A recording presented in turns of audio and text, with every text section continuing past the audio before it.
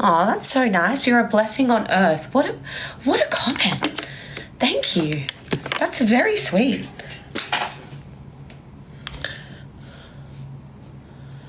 Going to Mecca and say oud. Yeah, I used to say oud. And I got in trouble for saying that. It's oud. But you know what? I don't care. Because for so long I was saying oud. And I think it should still be that.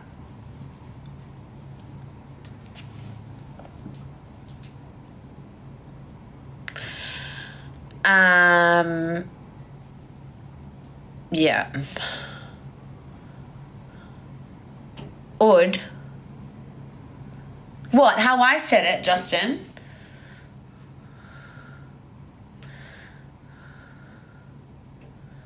Have I dealt with a fake friend before? I think everyone's dealt with a fake friend before. And then you know what it is with me now? Is that I can before it even gets to the friend stage, we wouldn't even be friends. If I can suss that you're fake, I literally can catch it on like that, which is another cool characteristic of being 34. You know?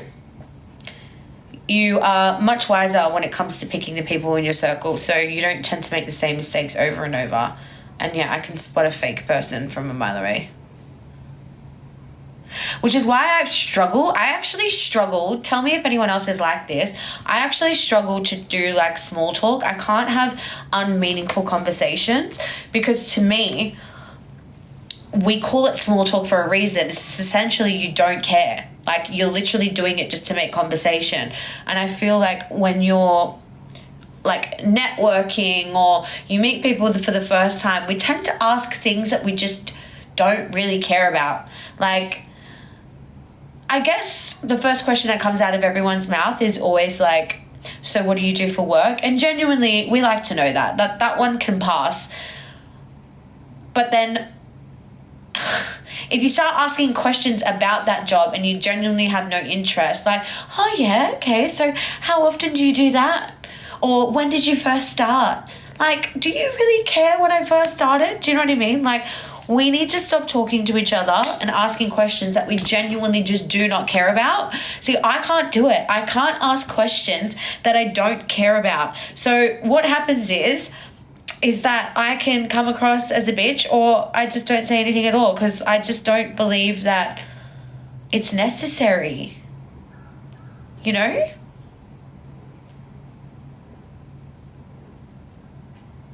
I can't do meaningless conversations. I just can't. So thank you for my TED Talk. It's obvious, right, Chad? That is the exact word. That's the exact word. So literally, I went to an event recently and we were asked to talk to other people and meet with other people. And when these people were having a conversation with each other and I was listening in on their conversation, I was like, you don't care. You don't care. Why are you asking that question? You don't care. You know what I mean? And then yeah, I don't know. It gives me fake energy. I can't, you know? Face card never declines. That is epic. I'm going to use that one. Thank you for that. I'm going to use that. KM, I am hot. I'm actually dying. I'm actually dying. Hi, Michaela. How are you, my angel? Guys, can we hit this little heart me at the top here, please? And keep double tapping. You're going to be in the area on Monday, cuz. Justin, can you please stop being so area right now?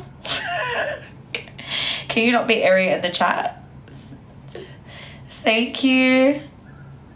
Thanks for the heart me.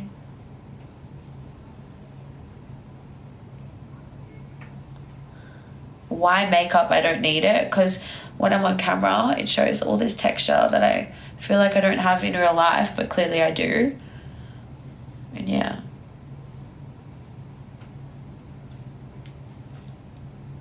You know?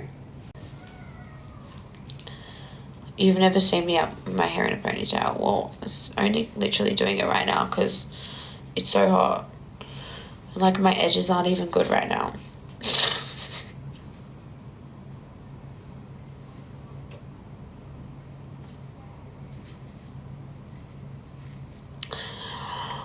What shampoo do I use? I actually use my own Sarah Jade hair care.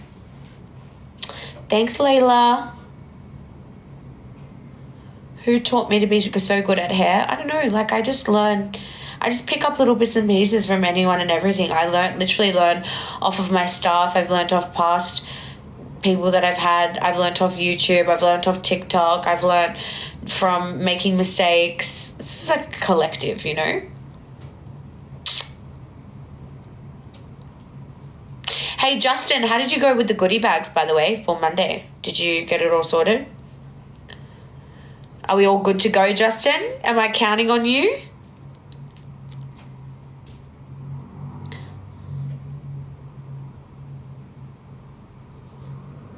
Tali, what am I? What am I? And you're grateful for what? What did I say? Oh, Chad, make sure you... Chad, you have to tell me the name that you booked under, please. And what date did you book in for, Chad? Like, how far is this again?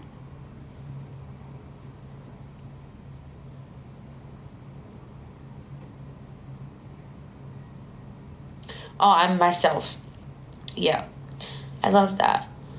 It's not that far away. April 30th. What are we now? Are we in April yet? No. We just turned to March. Oh, I'm so tired.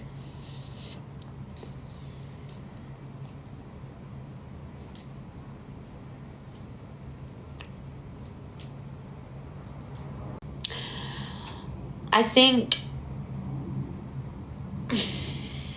how do I put this? So you want to have a bit more authority in the work environment, be less timid. I think it's important that, hey, Sherilyn, how are you? I think it's important that, I don't know. For me, it depends on your personality. It depends on the personalities that you have in your office and whatnot. Include yourself in conversations where you can.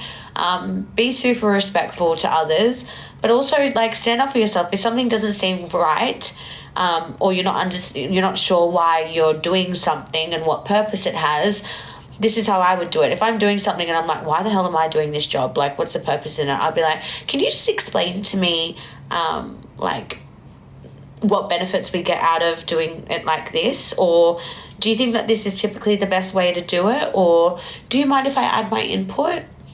And generally, it'll just having that respect with the person that you're saying it to or your coworker or whatever, will have them, you know, not bite back at you, and you'll start building a friendship like that. I don't know, everyone's different, but for me, I like it when my co-workers challenge me, or like my staff challenge me and go, okay, I know you told me to do something like this, but is there a reason why you choose to do it like that? Won't this do it like this anyway? And yeah, being open to your own feedback as well and taking it on and adapting and changing will have people view you differently. And then if you're accepting feedback, then you might be more likely to, or might feel more comfortable in handing out your own feedback to others too. Say, look, I made those changes that you had mentioned to me. I'd love it if you could make these changes. It's all about confidence.